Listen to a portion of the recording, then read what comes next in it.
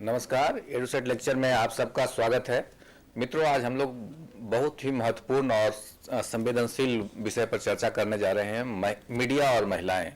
महिलाओं की छवि मीडिया में किस प्रकार निरूपित किया जाता है, किस प्रकार प्रस्तुति की जाती है, उनकी क्या उपस्थिति है, इन विषयों पर चर्चा करेंगे। साथ ही उनका क्या योगदान रहा है, किस तरह से महिलाएं अपनी भूमिका निभा पाई हैं, उसमें कौन कौन से चैलेंजेस, कौन कौन सी व्यवधान आए, उस पर भी बात करेंगे। और साथ ही यह भी देखेंगे मीडिया की सोच महिलाओं को लेकर क्या है, उसमें किस तरह के बदलाव की जरूरत है या क्या किया जाना चाहिए। इन सभी बिंदुओं पर हम लोग बातचीत करेंगे। और बातचीत के लिए स्टूडियो में हैं जाने माने साहित्यकार डॉक्टर कुमुद शर्मा। आप हिंदी और मीडिया के क्षेत्र में एक सुपरिचित नाम हैं, कई पुस्तकों के रचयिता हैं। उनकी पुस्तकें जो खासकर महत्वपूर्ण पुस्तकें हैं उसको मैं आपके सामने रखना चाहता हूं। हिंदी के निर्माता, भूमंडलीकरण और मीडिया, विज्ञापन की दुनिया, अमृत पुत्र और आधी दुनिया का सच, जो कि महिलाओं के विषयों को लेकर सामने रखा गया है। कई और पुस्तकें हैं, उन सभी को चर्चा मैं नहीं करना चाह रहा हूं क्योंकि समय 1 घंटा में ही बहुत सी बातें करनी है। साथ ही यह भी बताना चाहूँगा कि कई पुरस्कार और से भी सम्मानित किया जा चुका है डॉक्टर कुमुद शर्मा जी को, जिसमें महत्वपूर्ण पुरस्कार हैं भारतेंदु हरिश्चंद्र पुरस्कार, साहित्य श्री सम्मान, प्रेमचंद रचनात्मक लेखन पुरस्कार। आप इलाहाबाद विश्वविद्यालय से एमए, पीएचडी और डीलिट की डिग्री हासिल की है। साथ ही अभी वर्तमान में दिल्ली विश्वविद्यालय में एसोसिएट प्रोफेसर हैं।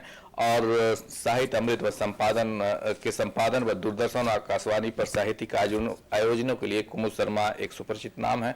तो निश्चित तौर पर जो इनका अपना ज्ञान है, अनुभव है और जो हर दिन महिलाओं से मिलते हैं और उनसे इंटरेक्शन करते हैं, उसके आधार पर जो इनकी एक अपनी विचार है उसको आज हम लोग के सामने रखेंगे और यह बताने की कोशिश करेंगे कि क्या होना चाहिए वर्तमान परिस्थिति में, यानी 21वीं सदी में मीडिया और महिलाओं को किस रूप में देखना चाहिए, किस तरह से इस पर और लोगों को आगे आना चाहिए और विचार करना चाहिए। तो निश्चित तौर पर ये एक अच्छी चर्चा होगी। इस उम्मीद के साथ डॉक्टर कुमुद शर्मा को आमंत्रित करते हैं कि पहले भी अपनी बातों को हम लोग के सामने रखें, फिर हम लोग चर्चा करेंगे। वेलकम। धन्यवाद अमरेंद्र जी।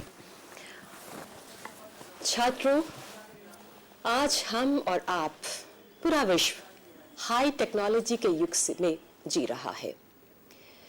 यूं तो मनुष्य का समाज हमेशा परिवर्तन की तरफ बढ़ा है। परिवर्तन प्रकृति का नियम है, लेकिन हाई टेक्नोलॉजी के युग का जो परिवर्तन है वो बहुत तीव्रगामी है। हाईटेक संचार माध्यमों की जो सर्वग्रासी आधुनिकता है उसने हमारे परिवार तंत्र में, समाज तंत्र में बहुत भारी हस्तक्षेप किया है और अभी बिल्कुल नया समाज खोल दिया, सामाजिक परिकल्पना को एक नया आधार दिया है। हम और आप सभी मार्शल मैक्लुहान की इस बात से सहमत हो सकते हैं कि अचानक हमें लगने लगा है कि हमारी जो सोची समझी गई मूल्य संपदा थी, हमारी जांची परखी गई जो मूल्य संपदा है, वो अचानक हमें विद्वेषपूर्ण लगने लगती है और हम अलगाव और एकता की तरफ बढ़ते हुए प्रतीत होते हैं, एकरूपता की तरफ हम बढ़ते हैं। और ये सब जो परिणाम आज है सामने, वो संचार माध्यम, जो नए किस्म के संचार माध्यम है, उनका परिणाम है। और ये सारी स्थितियां अध्ययन की आवश्यकता की ओर संकेत करती हैं। इसी संदर्भ में मीडिया और स्त्री के संदर्भ में अध्ययन की आवश्यकता है। मीडिया में स्त्री की उपस्थिति आज किस तरह से है, मीडिया में स्त्री की प्रस्तुति कैसी है, और भूमंडलीकरण से पहले वर्तमान समय का जो मीडिया है उससे पहले मीडिया में स्त्री किस तरह से आती रही है, किन किन समस्याओं को मीडिया उठाता रहा और समाज में कैसा उसका असर पड़ा, इन्हीं सब बातों पर आज हम चर्चा करेंगे। मैं पहले आज़ादी से पहले जो मीडिया का फलक है वहां पर स्त्री किस रूप में आई है, स्त्री की कैसी छवि वहां पर गढ़ी गई थी, उसकी हम बात पहले कर लेते हैं।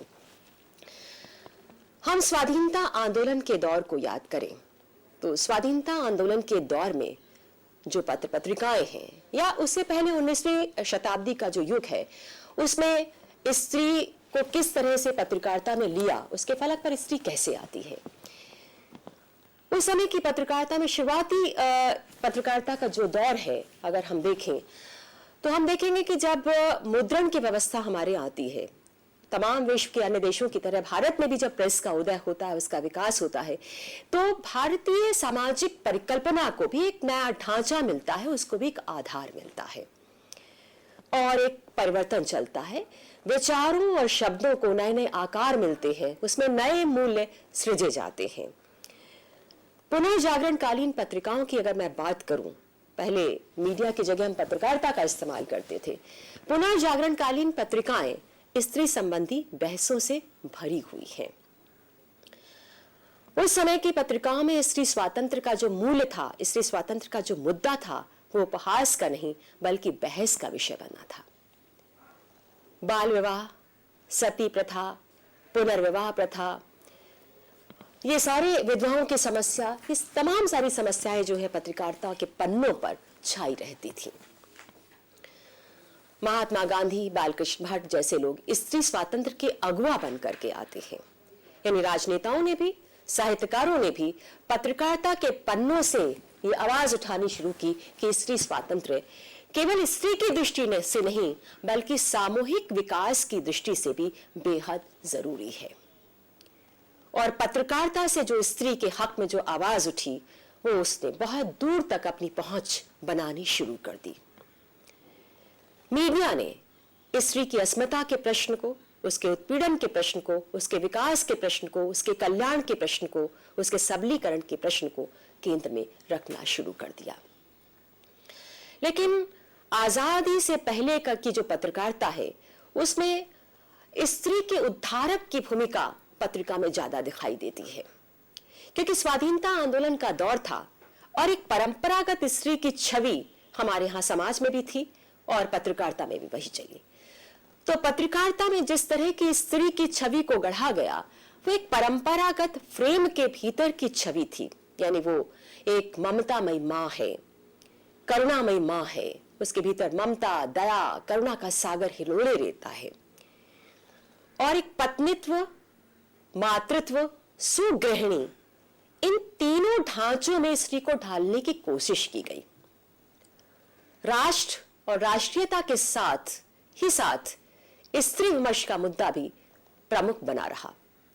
लेकिन वहां वो मातृत्व, पत्नीत्व से होते हुए, यानी वो पालना झुलाने वाली, लोरी सुलाने वाली मां से फिर वो राष्ट्र माता के रूप में स्वाधीनता आंदोलन के हक में उसकी छवि को गढ़ा गया। यानी आजादी का जो स्वाधीनता आंदोलन का जो दौर था, जो आजादी के लिए था, उस समय राष्ट्र राष्ट्रीयता के साथ साथ स्त्री की जो छवि थी वो राष्ट्र माता के रूप में उभर करके आती है। देश आजाद होता है और आजादी के बाद जब एक मध्य वर्ग का उदय होता है और एक मध्यवर्गीय स्त्री की छवि उभर करके आती है, जो अपने पुराने मूल्यों और नए मूल्यों के बीच एक असमंजस और तनाव की स्थिति में है, द्वंद्व में है। और मीडिया में भी उसका ये असमंजस, जो कि समाज की जो प्रथानुगामी संस्थाएं हैं और आजादी के बाद औद्योगिकीकरण से जन्मे हुए जो नए मूल्य हैं, उनके बीच की टकराहट से पैदा हुआ स्त्री के भीतर का जो असमंजस है, जो तनाव है, जो द्वंद्व है, उसको भी हिंदी पत्रकारिता ने, तमाम भारतीय पत्रकारिता के पन्नों पर वो दिखाई देने लगता है। स्त्री शिक्षा का सवाल आजादी से पहले की पत्रिकाओं में भी था और आजादी के बाद की पत्रिकाओं में स्त्री शिक्षा का सवाल, उसके स्वावलंबन का सवाल बहुत प्रमुखता के साथ उठाया गया।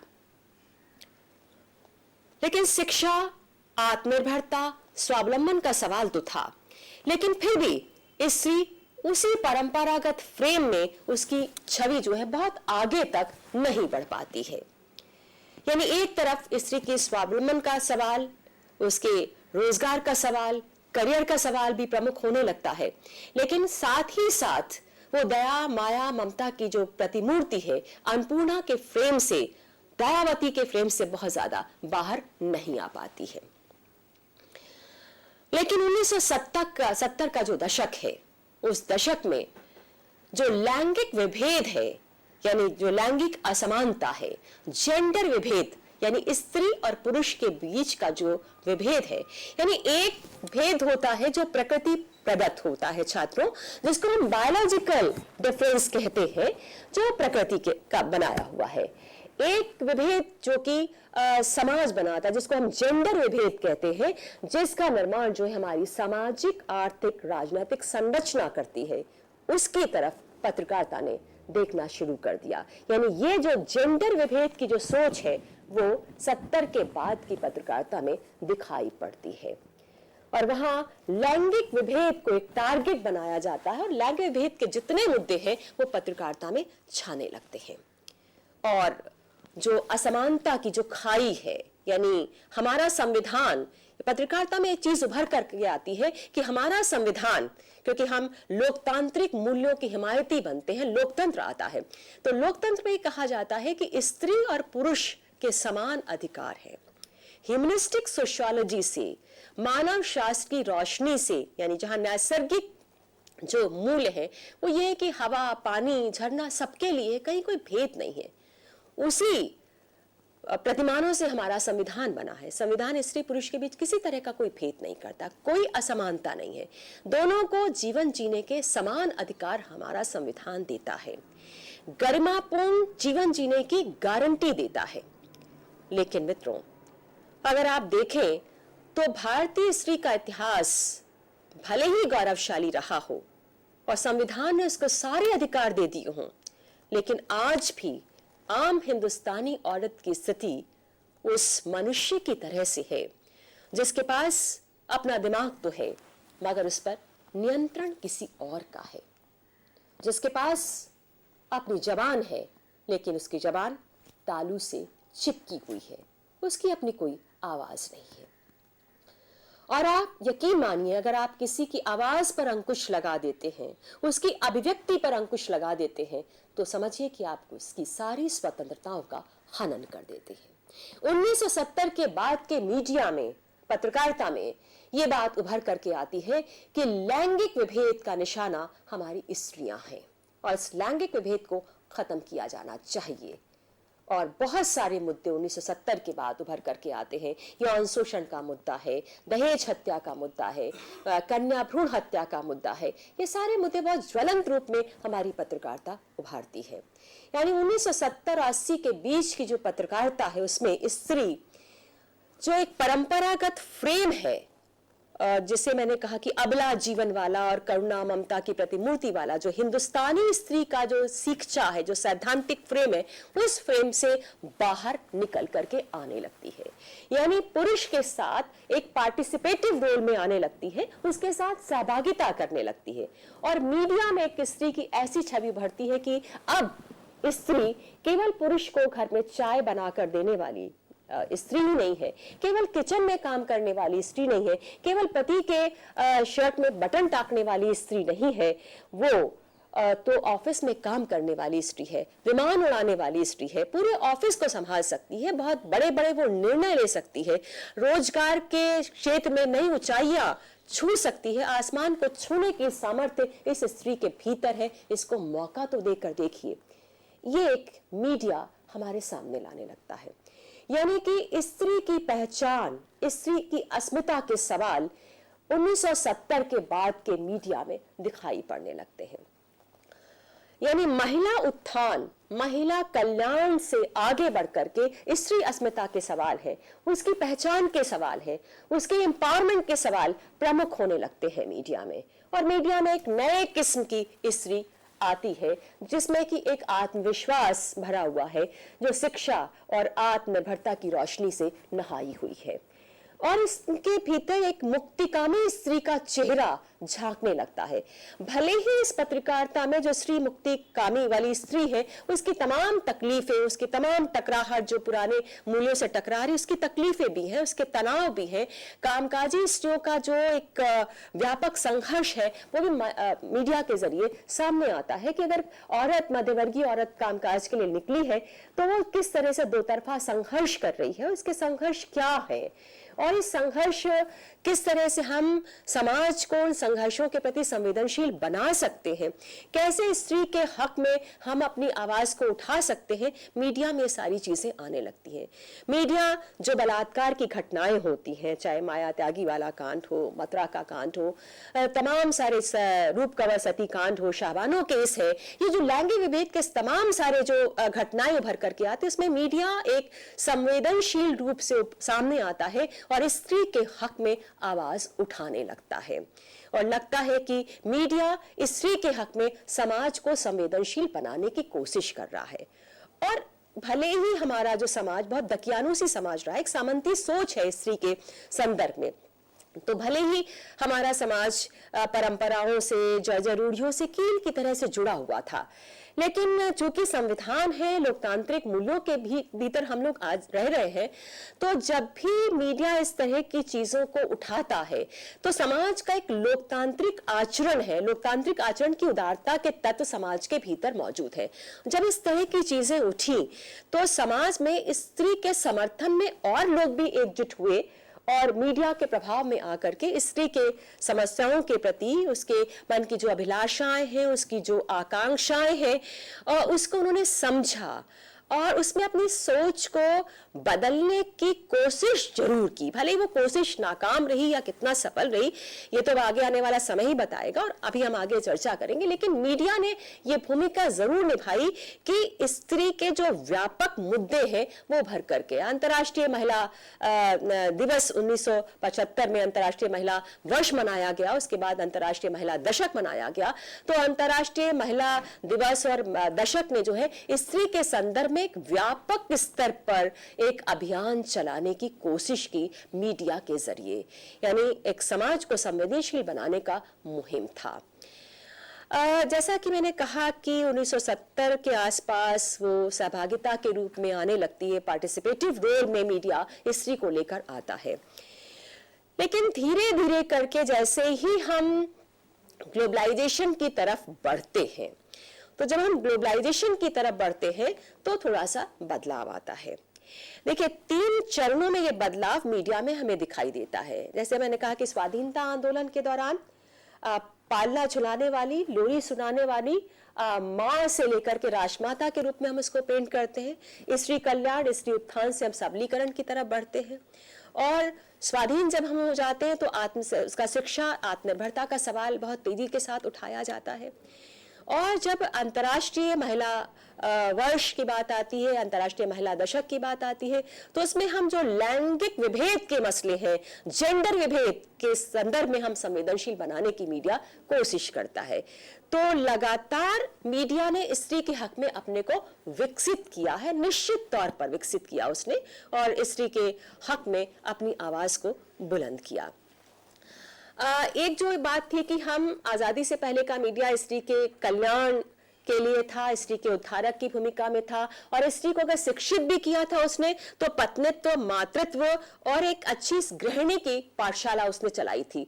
लेकिन आजादी के बाद की पत्रकारिता जो है वो शिक्षा, आत्मनिर्भरता की रोशनी की तरफ स्त्री को ले जाती है। एक बहुत सही मुहिम की तरफ हम थे और हमारे घरों में जो समाचार पत्र आते थे या पत्रिकाएं आती थी उसमें स्त्री की जिस छवि को उभारा जाता था जो आगे बढ़ रही थी, आजादी के बाद की रोशनी में जो विकास कर रही थी, उस तरह की स्त्री थी। मुझे याद है कि आईएएस ऑफिसर्स के इसमें बाकायदा जो लेडीज थी आई थी, उसमें बड़े बड़े मुकाम पर पहुंची थी, उनके इंटरव्यू छपते थे और जो किशोरियां थी, युवा हो रही थी लड़कियां, उनसे बहुत प्रभावित होकर के वो भी इस दिशा में कदम बढ़ाती थी और एक आंतरिक व्यक्तित्व को एक गढ़ाव मिल रहा था। मीडिया के जरिए स्त्री की पहचान को एक आधार मिल रहा था। मीडिया के जरिए स्त्री के भीतर की छिपी हुई जो शक्ति है, जो चेतना है, उसको एक राह मिल रही थी। लेकिन अचानक ग्लोबलाइजेशन के बाद थोड़ा सा बदलाव आता है, मीडिया जो स्त्री के संदर्भ में थोड़ा सा बदलता है। यानी जो पार्टिसिपेटिव रोल में मीडिया में स्त्री आने लगी थी, अब वो एक अलग दिशा की तरफ जाती हुई दिखाई देती है, क्योंकि जो भूमंडलीकरण है उस पर बाजार की शक्तियां हावी हैं। यानी एक अलग किस्म का रथ है जिसको कि बाजार चला रहा है और बाजारीकृत शक्तियां जो है जब मीडिया को कंट्रोल कर रही हैं तो उसमें स्त्री की छवि जो है उस बाजार के हक में बाजार की छड़ी से निर्मित होनी शुरू हो जाती है। मीडिया में एक नए तरह की स्त्री, यानी मीडिया पूरे समाज को बदल रहा था, भूमंडलीकरण के बाद का मीडिया, और आज भी बदल रहा है और पूरे मानव व्यवहार में एक बदलाव ला रहा है। और इस भूमंडलीय मीडिया में स्त्री एक नए अवतार में सामने आ रही है।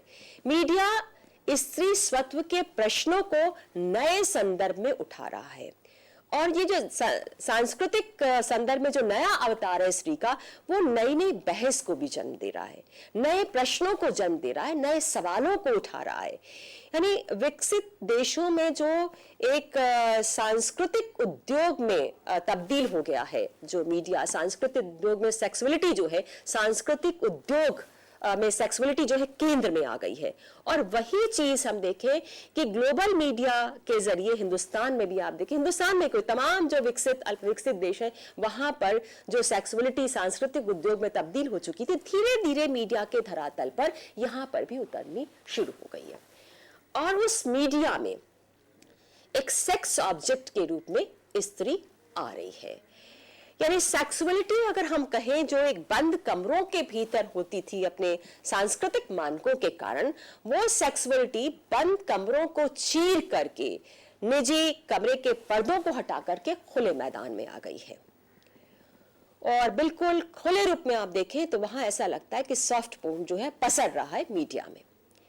मुझे यहां मिशेल फूको का एक कहना याद आता है कि यौन देह सत्ता के दमन का बहुत बड़ा हथियार है। ये ज्ञान और सत्ता का नया विमर्श है और ये पितृसत्तात्मक नियंत्रण को दूसरी तरह से परिभाषित कर रहा है। एक जो ये सोच है, यानी एक भूमंडलीकरण के युग में स्त्री आजादी का एक नया फलक उभर करके आया कि स्त्री को अगर आजाद होना है तो उसे आजादी देह के रास्ते से मिलेगी। सबसे पहले अपने देह को आजाद करो। यानी स्त्री की आजादी का रास्ता जो है स्त्री की देह से होकर जाता है। कुछ हद तक यह बात समझ में आ सकती है क्योंकि अगर छात्रों आप देखें तो स्त्री पर जो शिकंजा है वो उसके शरीर पर कब्जा करने की मुहिम से शुरू होता है। जैसे ही एक लड़की मां बनने की उम्र में पहुंच जाती है और मां बनने की क्षमता उसके भीतर विकसित हो जाती है और मां को यह पता लग जाता है, वैसे ही उसके ऊपर प्रतिबंधों का शिकंजा जकड़ना शुरू हो जाता है। मां कहती है लड़कों के साथ नहीं खेलोगी, अब तुम बाहर नहीं जाओगी, और अगर लड़की बाहर जाना भी चाहे तो कहा जाएगा कि नहीं, तुम भाई के साथ जाओगी, पिता के साथ जाओगी या चाचा ताऊ के साथ जाओगी, किसी को साथ लेकर जाओ। तो लड़की स्वतंत्र होकर के कहीं बाहर आ जा नहीं सकती, उसे परमिशन लेनी पड़ेगी, उसे किसी के प्रोटेक्शन में चलना पड़ेगा। तो यहीं से स्त्री पर, एक लड़की पर, छोटी लड़की पर प्रतिबंधों का शिकंजा कसना शुरू हो जाता है। और इसकी जो स्वाभाविक गति है विकास की, उसके आत्मिक विकास की और तमाम सारी जो उसकी शिक्षा को लेकर के, उसके व्यक्तित्व के विकास को लेकर के जो तमाम डायमेंशंस हो सकते हैं, वहां पर कहीं ना कहीं उसका दबाव पड़ने लगता है और वो उस शिकंजे को महसूस करने लगती है। फिर आप देखिए इस तरह की कहावतें, इस तरह के जुमले हमारे चारों तरफ बिखरे हुए पड़ेंगे। जैसे माँ बाप कहते हैं कि भाई लड़की पराया धन है, इसको संभाल कर रखना है। पराया धन क्यों है? उसकी जो देह है उसकी हमें हिफाजत करनी है, क्योंकि वो देह किसी की अमानत है, किसी की संपत्ति। यानी स्त्री को हम संपत्ति समझते हैं कि इसकी देह, और पति समझता है कि वो हमारी संपत्ति है। अब जो शोषण है, जो शोषण की जो नींव है उसकी देह से खुदती, शारीरिक श्रम हो, मानसिक श्रम हो, उस पर अत्याचार भी अगर आप देखिए तो देह से होते हैं। मार पिटाई देह पर होती है। स्त्री के शरीर पर काले निशान, आपको नील के निशान पड़े हुए मिलाए दिखेंगे, आपको पिटाई के निशान दिखेंगे। पुलिस, अगर आप स्टेशन पर जाइए तो तमाम सारी शिकायतों को देखिए, वहां के जो कारनामे हैं वो देखिए आप, तो आपको दिखाई देगा कि स्त्री पर जो अत्याचार वाकई अगर आप देखें तो देह से शुरू होता है, उसकी देह पर होता है। उसकी देह जो है पुरुष के अत्याचारों की, सत्तात्मक अत्याचारों की कहानी कहती हुई आपको दिखाई देगी। तो जाहिर है अगर हम स्त्री की देह की आजादी का मीडिया ये मतलब अगर हमें देता है, ये अर्थ देता है कि स्त्री की देह को इस शोषण से मुक्त करो, बलात्कार होता है, यौन शोषण होता है, उससे मुक्त करो, तो यहां तक इस मीडिया का ये रोल मैं कहूंगी कि जायज है। लेकिन इसका एक नकारात्मक पक्ष दिखाई दे रहा है कि स्त्री की देह की आजादी को छात्रों मीडिया अपने हक में भुना रहा है। उसने एक नए किस्म का, जो एक मध्यकालीन युग था जहां नगर गणिकाएं थी, नगर वधुएं थी और नृत्यांगनाएं नृत्य करती थी खुले में, तो उसी तरह से वो बिल्कुल बाजार के बीच में जाकर के इस बाजारीकृत जो शक्तियां हैं उन्होंने मीडिया के बाजार में स्त्री को जाकर के खड़ा कर दिया है और जो स्त्री की देह की आजादी का झुंझुना उसके हाथ में थमा दिया है कि आप बिल्कुल आजाद हैं, आप अपनी देह का इस्तेमाल अपने तरीके से करिए। और ये कहा कि ये तुम्हारी देह है, इस देह पर तुम्हारा अधिकार है, चाहे जैसे उसका इस्तेमाल करो। तो उसका इस्तेमाल मीडिया अपने हक में कर रहा है और स्त्री इस मीडिया मार्केट में एक भोग के उपकरण में तब्दील होकर के आ गई है। अब आप देखिए कि विज्ञापन होता है तो विज्ञापन में उत्पाद जो होता है, जो माल है, माल का प्रचार स्त्री करती है, यानी माल और स्त्री एक साथ उपस्थित होते हैं। तो जरिया वो उत्पाद के विज्ञापन का है, लेकिन वहां प्रस्तुति किसकी हो रही है? स्त्री की हो रही है। स्त्री की प्रस्तुति एक भोग के उपकरण के रूप में है और बिल्कुल उसके उत्तेजक उपहार के साथ जिस तरह से उसको पेंट किया जा रहा है, वो आए दिन आप विज्ञापनों के संसार में, विज्ञापनों की दुनिया में इस तरह की स्त्री को आप देख रहे हैं। तो ये स्त्री को के भोग के उपकरण, यानी यहाँ में नाओमी वुल्फ जो कि स्त्री की पक्षधर है, फेमिनिस्ट है, उनके शब्दों को उधार लेकर कहना चाहूंगी कि इस बाजार ने स्त्री को एक अलग किस्म के आयरन केज में बदल दिया है। कि ये भी एक पिंजड़ा है, जिस पिंजड़े में कि लौह की दीवारें हैं जिसमें कैद कर दिया है। यानी हमने जिस चीज से अपने को आजाद करना चाहे पितृसत्तात्मक नियंत्रण से, तो बाजारीकृत शक्तियों के चलते मीडिया के जरिए ये पितृसत्तात्मक नियंत्रण दूसरे तरीके से एक स्त्री की देह को पर अपना कब्जा कर रहा है, उसको भोग के उपकरण में तब्दील कर रहा है। यानी स्त्री की जो दिशा है, जो आत्मिक विकास की, उसके व्यक्तित्व के परिष्कार की, उसके व्यक्तित्व के तमाम जो व्यापक आयाम हो सकते थे, उसको उन्होंने एक आकर्षक, लुभावना, जो मायावी संसार है उस तरफ ढकेलने की कोशिश की है। नए तरह का एक जिसको हम कहते हैं सौंदर्य मिथक, ब्यूटी मिथ, सौंदर्य और देह, इन चीजों में बाजार का जो द्वंद है वो सामने आ रहा है। इसमें जो स्त्री खड़ी है वो ये है कि उसको लग रहा है कि वो बिल्कुल इसको उन्मुक्त आकाश मिला, और कहा भी जा रहा है। और वास्तव में अमरीन जी, आपसे भी मुखातिब होना चाहूंगी कि अगर आप देखें कि स्त्री की जो विजिबिलिटी है, दृश्यमानता मीडिया में बढ़ी है, उसके सौंदर्य मिथक के कारण हो या यौनीकृत मिथक जो है उसके हैं, उससे विजिबिलिटी बढ़ी। पहले इसमें दिखती नहीं थी मीडिया में, उनकी तस्वीरें भी है, वो अपने वजूद के साथ वहां पर है, उनकी उपस्थिति है, उनकी प्रस्तुति, तो दृश्यमानता निश्चित तौर पर बहुत बढ़ी है और स्त्रियां बराबर उसमें दिख रही हैं। यानी खबर में भी स्त्रियां हैं, खबर बनने से लेकर के खबर के प्रस्तुतिकरण तक में स्त्रियां हैं, विज्ञापन में स्त्रियां हैं। अगर आप टीवी खोले तो स्त्रियों के बिना आप कोई भी चैनल आपका नहीं दिखता है। तो स्त्री की विजिबिलिटी निश्चित तौर पर बढ़ी है। और जो साइबर स्पेस है, जो पूरा इंटरनेट का पूरा संजाल है, साइबर स्पेस है, इंटरनेट है, वहां पर भी आप देखिए तो स्त्री का साम्राज्य वहां आपको दिखाई देता है। विज्ञापन की स्त्री कहती है कि विज्ञापन की दुनिया में मर्द दूसरे नंबर पर है, राज कौन कर रही है? वो स्त्री कर रही है। तो एक विचार ये भी आ रहा है कि इलेक्ट्रॉनिक मीडिया ने या हाई टेक्नोलॉजी ने जो साइबर स्पेस क्रिएट किया है, उसमें स्त्री का के जो निजी कमरे का जो विचार है वो एक बहुत जनतांत्रिक किस्म का स्पेस है, अग्रगामी सोच है। और ये जो सामंती स्पेस था, जो हमारा जो भारतीय सोच का है या जो कम विकसित देश है वहां पर, तो ये सामंती स्पेस के मुकाबले कहा जा रहा है कि जो विजिबिलिटी वाला स्पेस है वो ज्यादा जनतांत्रिक है। ये भी सोच है। मैं कहूंगी हम थोड़ा सा अब आते हैं कि यहाँ पर एक बात और मैं पूछना चाहूंगा जी। जब उनकी संख्या बढ़ रही है, उनकी बातों को रखने, बेबाकी से बात रख रहे हैं, तो फिर एक्सप्लॉइटेशन का जो बात आती है तो उसमें कमी उस अनुपात में नहीं आ रहा है जितना आना चाहिए। इसका हाँ, मैं इसी बात पर अमरिंदर जी इसी तरफ अपनी बात को मोड़ रही थी कि ये ठीक है कि आप भोग के उपकरण में वहां दिखाई दे रही हैं, क्योंकि देखिए जैसा कि पहले भी हम लोग चर्चा कर चुके हैं कि अब मीडिया की जो छड़ी है वो बाजार के हाथ में है।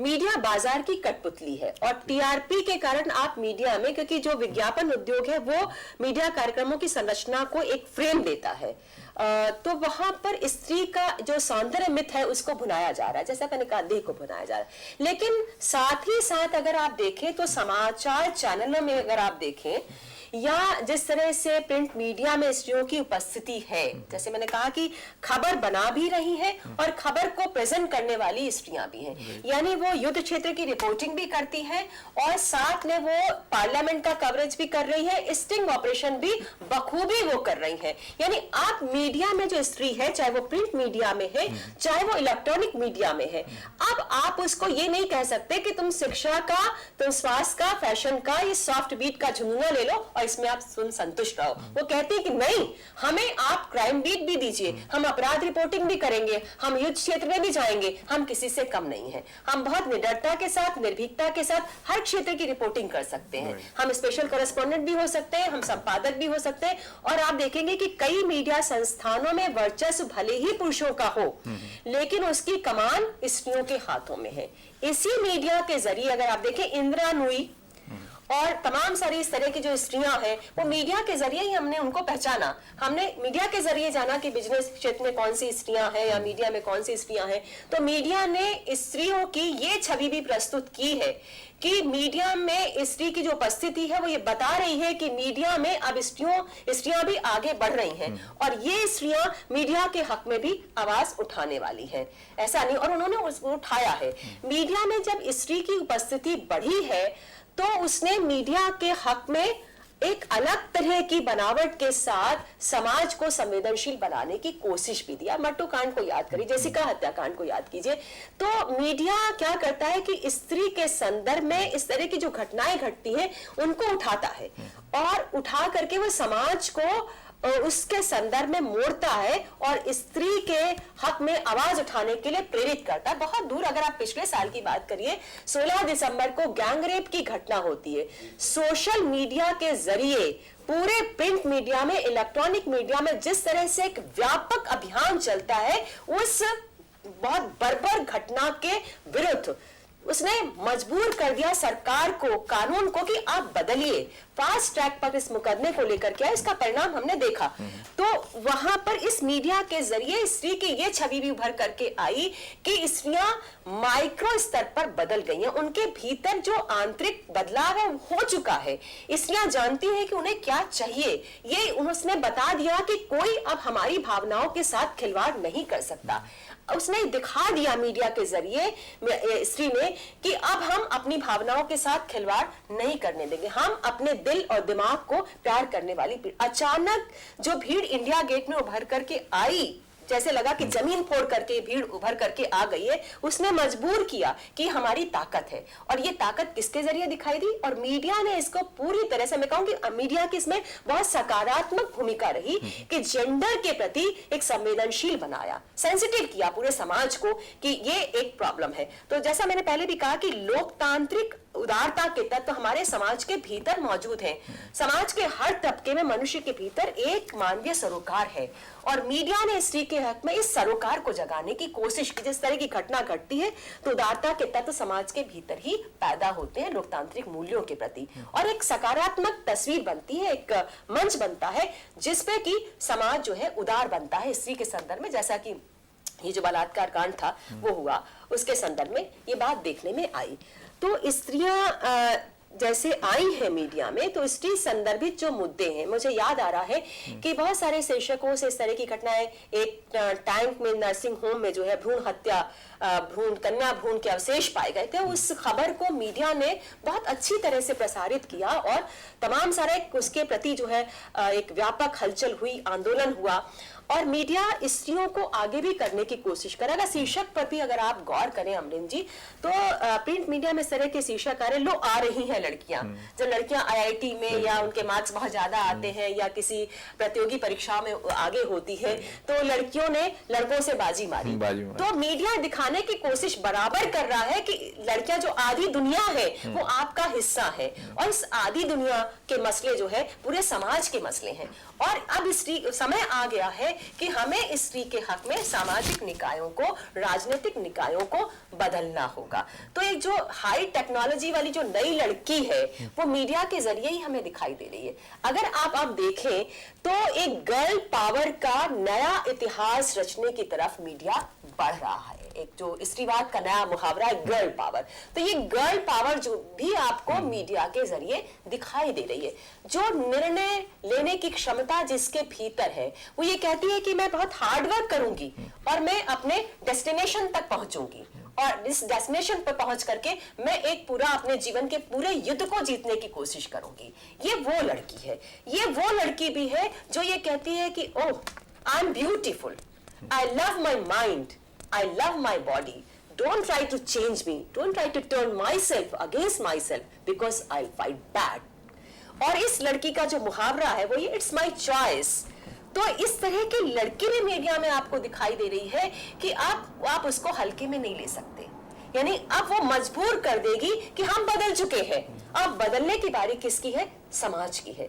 तो इस स्त्री ने मीडिया के जरिए, वो स्त्री एक सेक्स ऑब्जेक्ट के रूप में भी स्त्री है, लेकिन पूरा जो एक मैंने कहा कि इंटरनेट साथ लेकर चल रही है लड़कियां, बसों में, ट्रेन में, हवाई जहाज में, और इंटरनेट पे उनको एक खुला चैनल मिला है अपने को एक्सप्रेस करने का, अपने को अभिव्यक्ति के तमाम चैनल उसको मिल गए, और उन अभिव्यक्ति के जो तमाम चैनल्स आज की स्त्री को मिले हैं, टेक्नो कल्चर वाली स्त्री को मिले, उन चैनल का वो बखूबी इस्तेमाल कर रही है अपने हक पे, और समाज को जागरूक बनाने की कोशिश कर रही है। पेट्रियार्कल सोसाइटी के जो शिकंजे हैं उनको समझ रही है और दिखा भी रही है कि ये शिकंजा है, और यहाँ जो है अब आप बदलो, हम बदल चुके।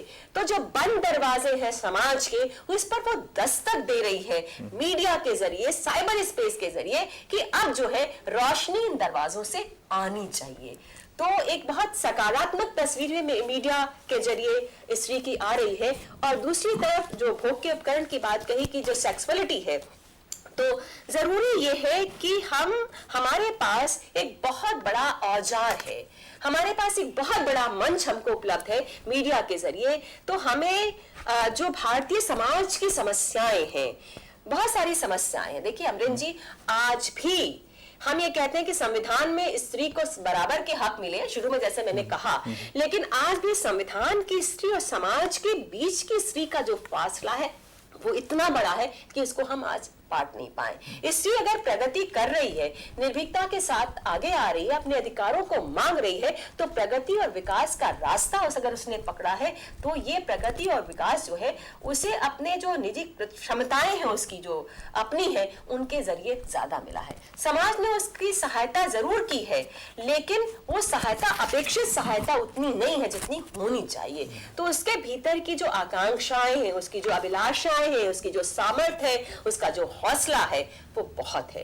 और मीडिया धीरे धीरे करके इसको एक राह दे रहा है। ये मीडिया की एक सकारात्मक भूमिका है। लेकिन मैं ये कहना चाहूंगी कि मीडिया को ये समझना होगा कि हमारी जो कॉस्मो गर्ल है, जो बड़े बड़े महानगरों की लड़कियां हैं, या जो चीयर्स गर्ल है, जो ग्लैमर गर्ल है, जो बाहर जा रही, 7 समुंदर पार पढ़ने जा रही स्त्रियां, माइग्रेटरी वर्ल्ड, केवल उनको आप पेंट ना करें, क्योंकि वो पूरे हिंदुस्तान की आम हिंदुस्तानी औरत का प्रतिनिधित्व नहीं करती है। आज भी हमारी जो स्त्रियां हैं वो ग्रामीण पहरे में हैं, और जो लोअर क्लास की स्त्री है उसकी और तमाम सारी समस्याएं हैं, उन समस्याओं को भी मीडिया को उठाना चाहिए। यानी ग्रामीण स्त्री की क्या समस्या है, पंचायती राज अधिनियम आने के बाद भी क्या पंचायती राज में शोषण नहीं है, वहां पर पंचायती राज चुनावों में क्या स्थिति है, और गांव में स्त्रियों की क्या स्थिति है।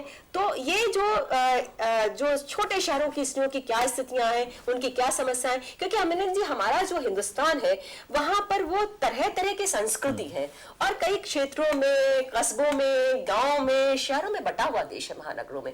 तो वहां एक स्त्री की एक छवि नहीं है, स्त्री की तमाम छवियां हैं। लेकिन हमारा जो मीडिया केवल 2 छवियों में कैद है, एक परंपरागत स्त्री की छवि को भी भुनाता है, जहां उसे साबुन बेचना है, डिटर्जेंट बेचना है, और एक तरफ जो एक सेक्सुअलिटी है उसको भी, एक मॉडर्न स्त्री की छवि को भी भा रहा है। लेकिन इस मॉडर्न स्त्री, जो पोस्ट मॉडर्निस्ट स्त्री है या जो परंपरागत स्त्री है, उनके बीच के भी स्त्रियों की बहुत सारी छवियां हैं। उन सारे डायमेंशंस के साथ मीडिया को आना चाहिए, उन सारी छवियों को उठाना चाहिए, उन सारी छवियों से जुड़ी हुई जो महिलाओं की समस्या है उनको उठाना चाहिए। और हमारे जो मीडिया प्रतिनिधि हैं उनको ये अच्छी तरह से अपने दिमाग में ये बात बैठा लेनी चाहिए कि आप मीडिया में आ गई हैं और अब आपकी जिम्मेदारी है कि स्त्रियों के हक में किन किन बिंदुओं से, किस किस फ्रंट से आप भारत समाज को संवेदनशील बना सकती हैं।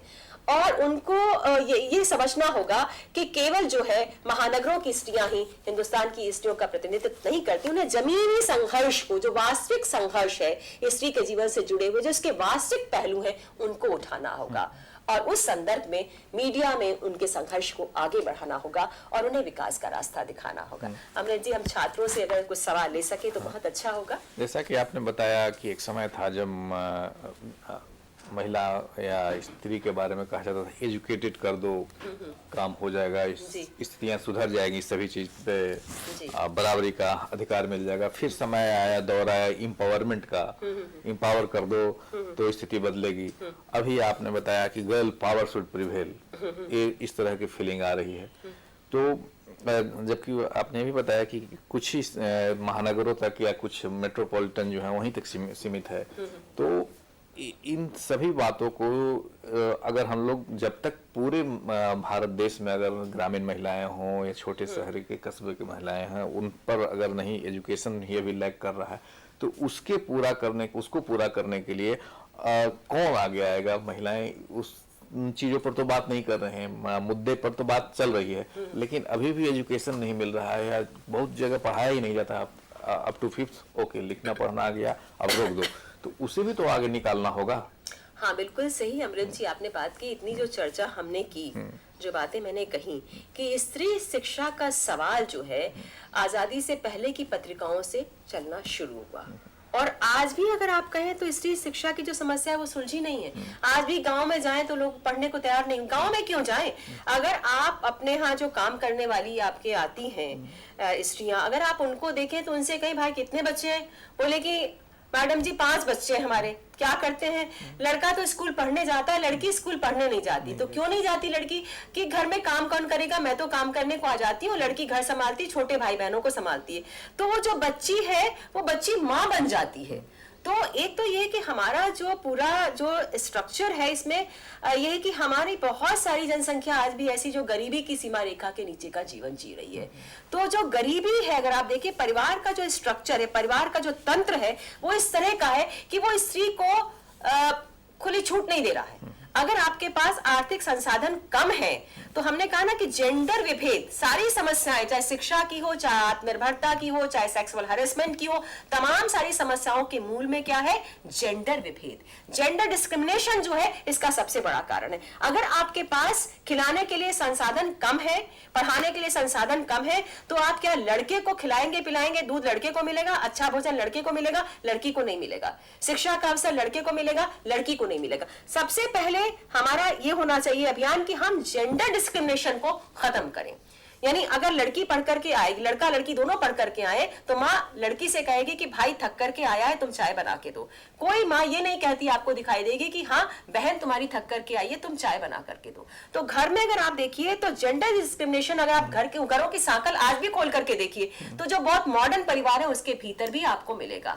यानी स्त्री पुरुष की बराबरी की बात हम करते हैं, स्त्री विमर्श के पैरोकार भी बात करते हैं, लेकिन उनके घरों में भी आप जा करके देखिए तो स्त्री पुरुष का दर्जा उनके परिवार के भीतर जो है बराबरी का नहीं है, ऊपर नीचे का है। कहते हैं कि पुरुष कमा के लाता है तो प्रभुताई दिखाता है, और उसकी प्रभुताई के आगे कहा जाता है कि वो जो माँ जो है गिरी पड़ी रहती है। लेकिन हमने ये देखा है कि स्त्री भी कमा कर ला रही है, लेकिन उसके बावजूद कहते हैं कि आर्थिक चाबुक से, महादेवी वर्मा ने कहा कि आर्थिक चाबुक से जो है पुरुष शासन करता है स्त्री के ऊपर। लेकिन जो स्त्रियां कमा रही हैं, क्या जो स्त्रियां शिक्षित हैं, जो कमा रही हैं, क्या वो स्वतंत्र है? आप जाकर देखिए कि 1 लाख का पैकेज कमाने वाली स्त्री भी अगर आप देखें तो वो एक रुमाल अपनी पसंद का नहीं खरीद सकती। उसको एक रुमाल खरीदने के लिए भी इजाजत लेनी। ऐसे भी किस्से हैं, भले ही कम हो, आपको, लेकिन ऐसे अनहोने किस्से भी आपको सुनाई पड़ जाते हैं। तो जो जेंडर डिस्क्रिमिनेशन है, पेट्रियार्कल सोसाइटी का जो ढांचा, एक सत्तात्मक ढांचा जो है, जो हमारी सामाजिक, राजनीतिक, आर्थिक संरचना से पैदा हुआ है, बना है, उस ढांचे पर हमें सबसे पहले चोट करनी होगी। उस ढांचे को आप तोड़िए, क्योंकि सारा नियंत्रण उसी ढांचे से होता है, और उसको ढांचे को अगर खत्म कर देंगे तो सबको समान अवसर मिलेंगे। सही बात। अगर इसको हम दूसरी दृष्टि से देखें, खास करके अगर भारतीय दृष्टि से, क्योंकि एक समय था जब पुरुष बाहर जाते थे, फिजिकल लेबर ज्यादा करना पड़ता था, महिलाएं घर में रहती थी उस दौर, और उस जो घर चारदीवारी की बात आप कर रहे हैं उसी में काम करते थे। तो अगर उसको न्यूट्रिशनल वैल्यू और उसके दृष्टिकोण से देखें तो जो सिस्टम था वो तो बढ़िया था, उसमें न महिलाओं को कोई कंप्लेन था और न पुरुष का कोई दबाव था, एक सिस्टम चला आ रहा था। लेकिन बाद में जब इस तरह से डिस्कोर्स शुरू हुए या बताया जाना शुरू किया तो दोनों में बदलाव हुए। हम आपको दबाएंगे, वो कहेंगे हम सहेंगे नहीं। तो इस जो अवेयरनेस की हम लोग बात करते हैं, तो कुछ में आपको क्या, क्योंकि आप इस विषय पर ज्यादा शोध किए हैं और ज्यादा लोगों से मिले हैं, तो आप क्या ये जो अवेयरनेस का हम लोग काम करते हैं, कभी कभी उल्टा भी तो पड़ता है क्या? अमरेंद्र जी, लगता है कि आप सत्तात्मक उससे जो है निकल नहीं रहे हैं बाहर। देखिए, ये बड़ा सुविधाजनक ढांचा है और पेट्रियार्कल सोसाइटी ने बनाया कि भाई किसने काम का बंटवारा किसने किया, किसने कहा कि तुम रसोई देखोगी, तुम बच्चों को संभालोगी और हम बाहर जाकर के। यानी पेट्रियार्कल सोसाइटी ने ये किया कि जो बिल्कुल उस तरह के काम है, जो नगण्य काम है, वो तो स्त्री के उसमें डाल दिए हिस्से में, और जो दर्शन से जुड़े हुए, बुद्धि से जुड़े हुए जो काम थे, बुद्धि निवेश के जो काम थे, फिलॉसफी से जुड़ा हुआ काम है, रोजगार से जुड़ा हुआ काम है, जिसमें बुद्धि और दिमाग, यानी उसने ये दिखा दिया कि दिमाग हमारे पास है, तुम्हारे पास दिमाग नहीं है, तुम चूल्हा चौका करो और ये काम हम करेंगे। तो बंटवारा उसने किया बंटवारा। यहाँ पर एक चीज और मैं आपको रोकना चाहूंगा, अगर भारत के इतिहास को देखें तो महिलाएं बुद्धि के भी काम की हैं और उनका योगदान काफी सराहनीय रहा है।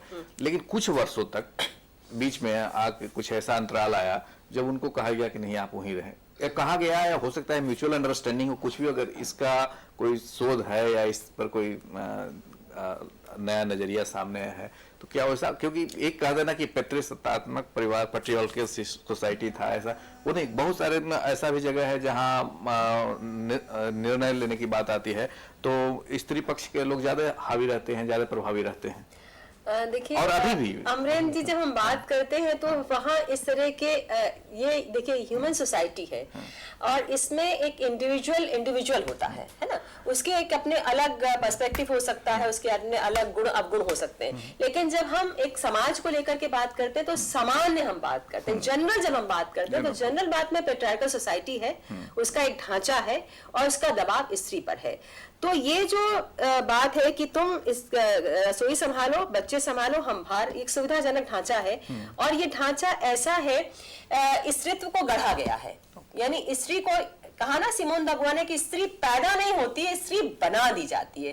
तो स्त्री को बनाने वाला कौन है? इस तरह की एक स्त्री के लिए फ्रेम किसने गढ़ा? समाज ने गढ़ा, जो पेट्रियार्कल सोसाइटी उसने गढ़ा, और उसने इसको गढ़ा और इस तरह से गढ़ा कि स्त्रियां पे सत्ता के सबऑर्डिनेशन में रह सके, उसके अधीनस्थ वो रह सके। उन्होंने कहा नहीं, अवेयरनेस आने से, जैसे आपने कहा अवेयरनेस आने से तो बड़ा गड़बड़ा जाएगा, तो ये परिवार का ढांचा गड़बड़ा जाएगा, परिवार को बचा के रखना है। और ये उपदेश दिया गया कि तुम कल्याणकारी भूमिका में रहो, तुम कल्याणी हो। नाम भी है दयावती, अब देखिए नाम में देखिए ना, दयावती, कल्याणी, ममता, अन्नपूर्णा, यानी नाम भी ऐसे हैं कि आप उनका शोषण कर सकें।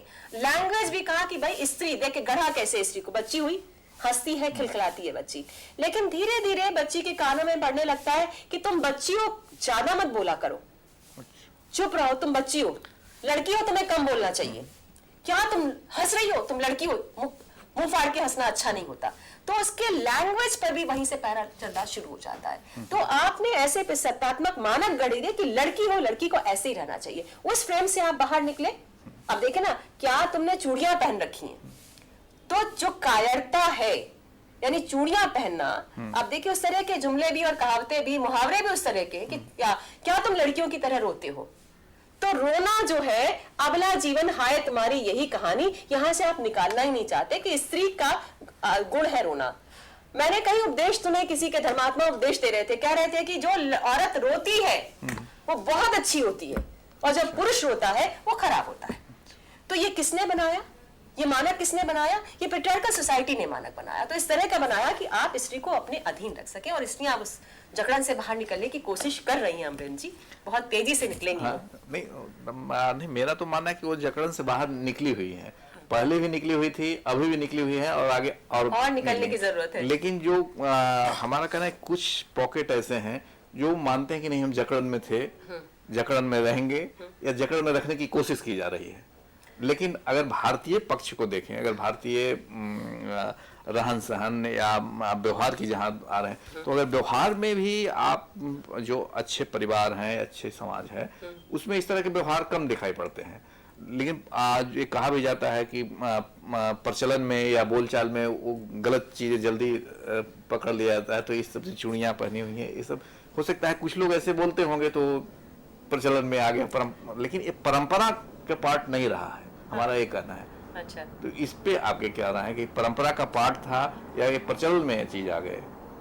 नहीं, देखिए, परंपरा का पार्ट एक परंपरागत हिंदुस्तानी स्त्री का फ्रेम था। एक अच्छी स्त्री की परिभाषा जो है पेट्रियार्कल सोसाइटी ने दी, वो आई धीरे धीरे करके वहीं से आती ना। अब कहते हैं स्त्रियां ही इस मूल्यों को आगे बढ़ाया स्त्रियों ने। अक्सर मुझसे स्टूडेंट सवाल करते हैं कि मैडम, कहा जाता है कि स्त्रियां ही स्त्री की दुश्मन होती हैं, और हमारी दादी ही कहती हैं कि ऐसा करो, ऐसा ना करो। तो अब दादी ने वो मूल्य कहां से लिए? तो कहते हैं माँ ही कहती है ऐसा ना करो, माँ तो नहीं कहती कि आप इस तरह से रहो। तो दादी और माँ ने मूल्य कहां से लिए? पेट्रियार्कल सोसाइटी ने, उन्होंने उन मूल्यों को आभ्यंतरीकृत कर लिया, उन मूल्यों को आत्मसात कर लिया, और एक परंपरागत स्त्री का कि एक अच्छी स्त्री, भाई आप कहते हैं बहुत सीधी लड़की है, गाय की तरह से है, जिस खूंटे से बांध दो पड़ जाए। तो गाय की तरह सीधा होना क्या है कि वो स्त्री का गुण है, कि लड़की कुछ ना बोले और बिल्कुल सीधी रहे। अगर वो बोलेगी, मुंह खोलेगी, तो वहीं पर वो उस पर आरोप लगने शुरू। तो ये जो, हालांकि ये टूट रहे हैं अब मानक, अब स्त्रियां जो है बिल्कुल नए रूप में सामने आनी शुरू हो गई हैं, आवाज उठा रही हैं, वो एक अलग बात है। लेकिन ये मानक हमारे यहाँ रहा, एक अच्छी स्त्री का फ्रेम है, स्त्रीत्व को हमने गढ़ा, एक अच्छी स्त्री का फ्रेम है। वो जो जिसको हम लोग जैसे गाय के आप सिंबोलिक वैल्यू के बारे में बात कर रहे हैं, या महिलाओं को कहा जाता है चुप रहो। अगर गांधी जी की बात करें तो गांधी जी बोलते थे कि एक चपत कोई लगाता है तो दूसरे गाल भी दे दो। तो एक तरह, एक तो कायरपन दर्शाता है, दूसरा इसके पीछे का वो स्ट्रेंथ दर्शाता है। तो अगर इस नजरिए से सोचे, जो क्योंकि ये भारत के सोचने का नजरिया है, और एक थाप मारे तो दो थाप मार दो, ये बाहर के सोचने का नजरिया है। तो ये भारतीय नजरिया जो है, परंपरावादी नजरिया के अगर दृष्टिकोण से देखें तो, और अगर महात्मा गांधी के अगर सिद्धांत को भी देखें तो दुनिया अपना रही है, कहे कि नहीं ये सिद्धांत सबसे अच्छा ह्यूमैनिटेरियन सिद्धांत था, या समय से आगे का सिद्धांत था। अगर उस नजरिए से देखें भारतीय नारी को या भारतीय समाज व्यवस्था को, तो वो कहाँ फिट बैठता है? अमृत जी, आपने जो है बड़े मौके की बात उठाई है कि भाई एक गाल है तो दूसरा गाल भी आगे कर दो। तो अगर ये एक पूरे पारिवारिक फ्रेम में, ये पूरे परिवार के सदस्यों के लिए अगर एक बात है कि भाई एक गाल पे थप्पड़ पड़ा है, दूसरा गाल भी कर लो, लेकिन स्त्री के लिए बात होती, स्त्री से अपेक्षा की जाती कि वो सहनशील रहेगी। पुरुष है, पति सहनशील हो, दोनों के लिए होना चाहिए। दोनों के लिए नहीं है ना, दोनों के लिए नहीं है। मुद्दा तो यही है ना कि दोनों के लिए नहीं है। ये तो एक ह्यूमन वैल्यू है जिसकी बात आप कर रहे हैं कि भाई एक गाल पे थप्पड़ पड़ा तो इतने सहनशील हुई, दूसरा गाल पे। महात्मा गांधी तो सहनशीलता की, यहाँ पर सहनशीलता की अपेक्षा जो है स्त्री से की जाती है हमारे पारिवारिक ढांचे में, समाज के ढांचे में। और जो स्त्री बहुत ज्यादा बोलती है तो उसको कहा जाता है बहुत डोमिनेटिंग है, बहुत तेज है, तो उसको एक खराब उसमें लिया जाता है। तो ये जो वैल्यू सिस्टम है हमारा कि एक अलग फ्रेम है पुरुष के लिए, स्त्री के लिए अलग फ्रेम है, ये अलग अलग फ्रेम नहीं होने चाहिए।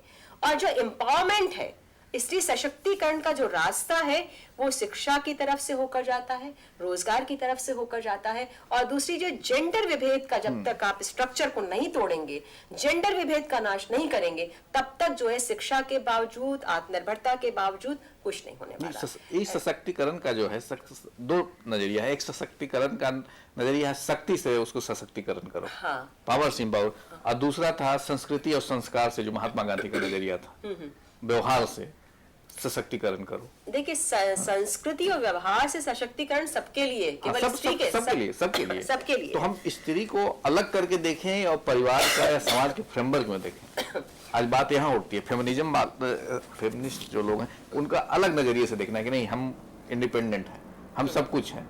लेकिन हर आदमी इंडिपेंडेंट, अगर पुरुष कहे कि मैं इंडिपेंडेंट हूँ, स्त्री से कोई मतलब नहीं, स्त्री कहे मैं इंडिपेंडेंट हूँ, उससे कोई मतलब नहीं, तो ये नजरिया सही है या एक पारस्परिक सामंजस्य और पारस्परिक समन्वय वाली नजरिया सही है? देखिए, आपका जो प्रश्न है वो बहुत जटिल प्रश्न है और ये पर्सन टू पर्सन की जो इंडिविजुअल रिलेशनशिप है उस पर बहुत निर्भर करता है कि जो परिवार का जो ढांचा है वो अगर इस तरह का है जहां समन्वय है, संतुलन है, एक दूसरे की भावनाओं का ख्याल है ना, वहां तो वो परिवार बहुत अच्छी तरह, उस परिवार से कभी कोई शिकायत नहीं होती है। लेकिन अगर परिवार का तंत्र ऐसा है कि एक व्यक्ति अधीनस्थ है और एक शासन कर रहा है, आप शासक की भूमिका में है, दूसरा शोषण की भूमिका में, तो जो एक्सप्लॉयटेशन की भूमिका में जो जिसका एक्सप्लॉयटेशन हो रहा है स्त्री का, तो वहां पे वो स्त्री के संभावनाओं को बिल्कुल कुचल करके रखता है, उसकी क्षमताओं को, उसकी सामर्थ्य पर ऐसा पहरा लगा देता है कि स्त्री के विकास को अवरुद्ध कर देता है। तो ढांचा किसी भी, देखिए अमरेंद्र जी, आप किसी भी रिलेशनशिप में जाएंगे, दो भाई भी साथ में रहेंगे तो वहां भी टकराहट हो सकती है, दो बहनें भी साथ रहेंगी तो वहां टकराहट हो सकती है। लेकिन यहाँ जब हम स्त्री पुरुष संबंधों की बात करते हैं तो स्त्री पुरुष संबंधों का जो पूरा ढांचा कई बार इस तरह का बन जाता है कि एक व्यक्ति के पूरी संभावनाएं जिंदगी के विकास की बिल्कुल अवरुद्ध हो जाती हैं। और चिंता वाली बात वहीं पर है कि उसके विकास की तमाम संभावनाएं जो अवरुद्ध नहीं होनी चाहिए, इसको विकास के समान अवसर मिलने चाहिए। अगर वो विकास के समान अवसर नहीं मिलते हैं तो वहां हमारा थोड़ा हस्तक्षेप होना चाहिए, मीडिया का भी हस्तक्षेप होना चाहिए, मीडिया को वहां रोशनी डालनी चाहिए इस तरह की चीजों पर। वो मॉडल कब होगा कि जो पुरुष भी नहीं कहे कि मैं शक्तिवान हूँ, मैं शर्तों से जीना चाहता हूँ, स्त्री भी नहीं कहे कि मैं शक्तिवान हूँ, मैं शर्तों के साथ जीना चाहता हूँ, सामंजस्य और मिलाप वाली, वो मॉडल क्या मॉडल है? संतुलन, समन्वय और सहयोग, ये तीन शब्द हैं। और संतुलन, समन्वय और सहयोग, जब आप पारस्परिक मेलजोल से बैठते हैं, बातचीत करते हैं, आपके भीतर एक ईगो नहीं होता है जिसको आप कहते हैं। देखिए, एक अस्मिता होती है, जिस अस्मिता में ये कि मैं हूं, मेरा भी अपना एक वजूद है, और ये जो अस्मिता की भावना है दोनों के भीतर, चाहे वो किसी व्यक्ति के भीतर भी जो अस्मिता की भावना है वो इस दिशा में रहे कि मैं हूं, मेरा भी वजूद है, और ये अस्मिता की भावना उसके भीतर किसी तरह का अभिमान नहीं भरे, घमंड नहीं भरे, उसके भीतर स्वाभिमान पैदा करे, और उसके भीतर की जो शक्तियां हैं, उसके भीतर की जो शक्ति है उसको ऊपर उठाए। तो ये जो आपकी अवेयरनेस, जिसकी बात आपने पहले भी कही थी कि अवेयरनेस आपको अगर ऊपर उठाती है, अस्मिता की चेतना अगर आपको ऊपर उठाती है, अग्रगामी बनाती है, और आपकी एक सक्रिय भागीदारी परिवार के भीतर भी तय करती है और वही सक्रिय भागीदारी मुख्यधारा में समाज की तय करती है, तो मुझे लगता है यही संतुलन, समन्वय और सहयोग है। पारिवारिक स्तर पर भी आपको एक दूसरे की अस्मिता को समझना होगा, संतुलन, समन्वय और सहयोग की भूमिका तलाशनी होगी, और यही समन्वय, संतुलन और सहयोग समाज में भी स्त्री को तलाशना होगा, स्त्री पुरुष दोनों को ये बनाना होगा, और यही हमें सही रास्ते पर ले जाएगा, जिसको कहते हैं बैलेंस, यही करेगा। तो मित्रों, हम लोग को सही रास्ते पर ही चलना है, तो निश्चित तौर पर इसी शब्दों के साथ आज के चर्चा को यहीं विराम देते हैं। आप सबको धन्यवाद, और आपकी ओर से डॉक्टर कुमुद शर्मा को बहुत बहुत धन्यवाद, जिन्होंने काफी अच्छी तरह से, काफी उदाहरण के साथ क्या स्थिति है मीडिया और महिलाओं को हम लोगों के सामने रखा। तो ये निश्चित तौर पर एक विचार करने वाले प्रश्न है, विचार करने वाले बिंदु हैं, हम सब विचार करेंगे। आप सबको एक बार फिर से धन्यवाद। Thank you very much.